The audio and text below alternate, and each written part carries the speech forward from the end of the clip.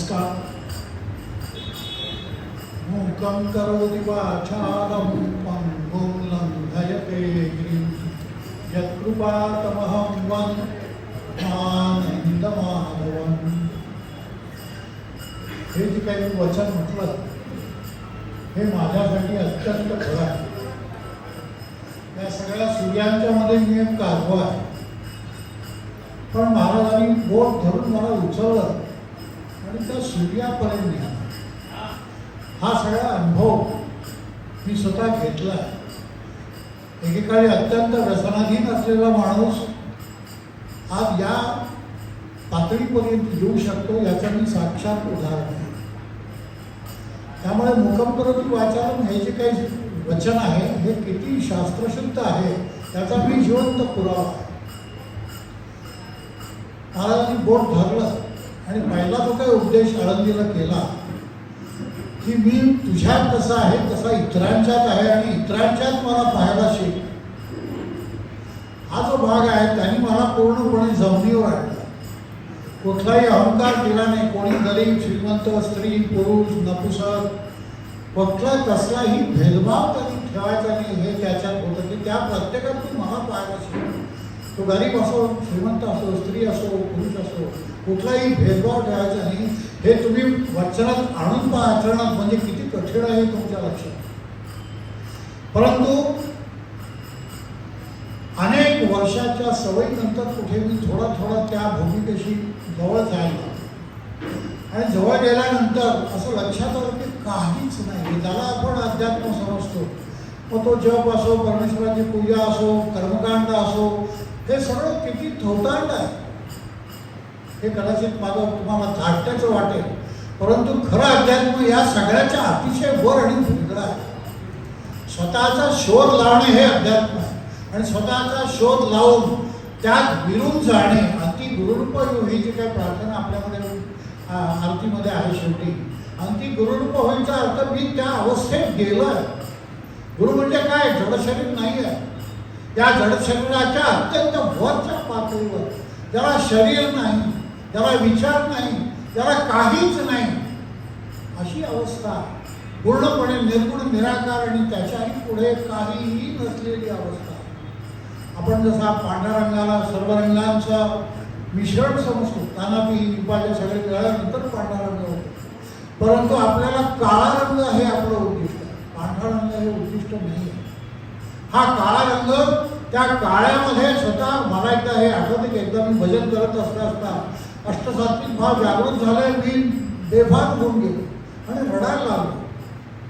तेव्हा महाराज म्हणाले का रे या काळ्याच्याही पुढे मला तुला घेऊन जायचं आहे.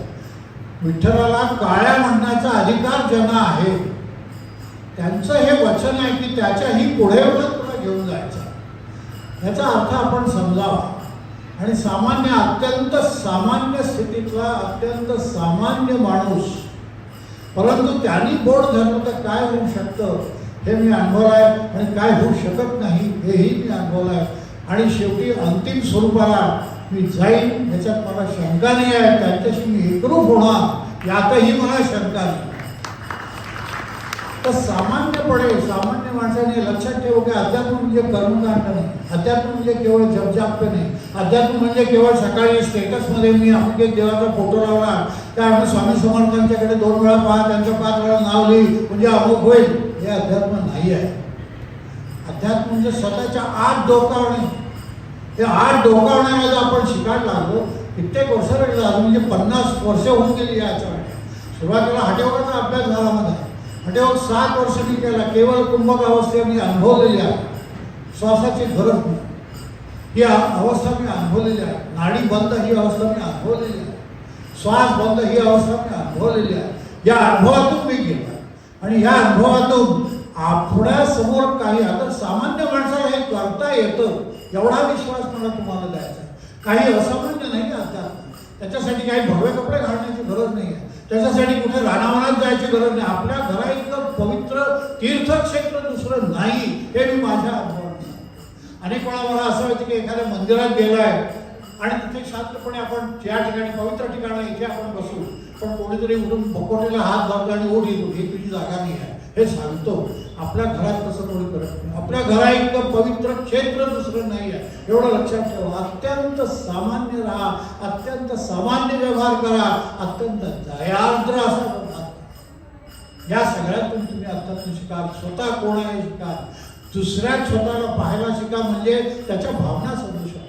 कुठलाही स्त्री पुरुष वगैरे कसलाही भेद नाही आहे. हा भेद केवळ सृष्टी चालावी यासाठी आहे. प्रत्यक्षात तसा कुठलाही भेद नाही. जीवात्मा हा कुठून तरी त्या वरच्या ह्याच्यातून पिंडे मध्ये हे जी काय आहे की त्या पिंडाशी माझा संबंध आहे आणि या पिंडात मी आहे तसा माझ्यात तो पिंड आहे. या आत डोकवून पाहिल्यानंतर प्रचंड सृष्टी इथेच भरलेली आहे. इथून सृष्टी निघते आहे आणि इथेच ती विलीन होते. हा अनुभव तुम्हाला मिळेल. हे मी माझ्या केवळ बडबड म्हणून सांगत नाही, हे मी अनुभवला सगळं. आणि या अनुभवातून जरी मी सामान्य वाटत असतो, जरी सामान्य असतो, मी आहे सामान्य आणि मी सामान्य आहे याचा मला अभिमान आहे. कारण माझ्यात कुठलं गर्व शिल्लक नाही राहत त्या सामान्यपणाने. तर हे आपण शिकावं. अध्यात्म सोपं आहे हे लक्षात ठेवा. खूप क्लिष्ट काही लोकांनी ते केलेलं आहे, तसं ते क्लिष्ट नाही आहे. परंतु त्याचा आतला बदल आपल्यात व्हायला पाहिजे. हा आतला बदल जेव्हा तेव्हा होईल तेव्हा तुम्ही त्यात मिसळून जाल आणि त्या प्रवाहात एकदा लागले, त्या गुरुचं बोट एकदा तुम्हाला लागलं, त्या गुरुची दृष्टी एकदा तुमच्यावर पडली की तुमचं सोनं होतं.